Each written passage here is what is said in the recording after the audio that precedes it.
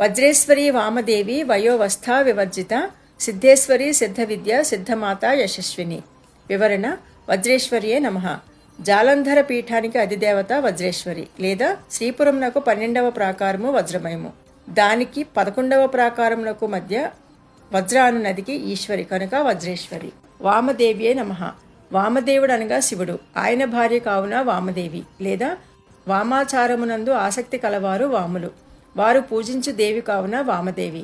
దేవీ పురాణమున విరుద్ధమైన దానిని విపరీతమైన దానిని వామాచారము అని అంటారు.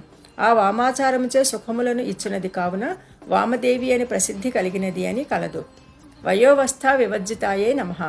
శైశవము, బాల్యము, పౌగండము, కిశోరము, కుమారము, యవ్వనము, వార్ధక్యము, అశీతి వార్ధక్యము అను వయోవస్థలు లేని తల్లి. సిద్ధేశ్వరియే నమః. సిద్ధులకు ఈశ్వరి. శైవ మతములో నాథ సంప్రదాయము కలదు. నవనాథులు అను సిద్ధులు ప్రసిద్ధికెక్కిరి. గోరక్షకుడు మొదలగు సిద్ధులకు ఈశ్వరి. కాశీక్షేత్రంలో సిద్ధేశ్వరి అను ప్రసిద్ధి గల ఈశ్వరి కలదు. సిద్ధ విద్యాయే నమః. సిద్ధిని కలిగించు మంత్రములకు సిద్ధ విద్యలు అని పేరు. పంచదశి మంత్రము సిద్ధ విద్యలలోనిది. నిత్యదేవతా మంత్రములు కూడా సిద్ధ విద్యలే. సిద్ధమాతాయే నమః. సిద్ధులను తల్లివలే రక్షించినది. యశస్విన్యే నమః. గొప్ప కీర్తి కలది. భగవన్నామమే గొప్ప యశస్సు అని వేదమునందు కలదు.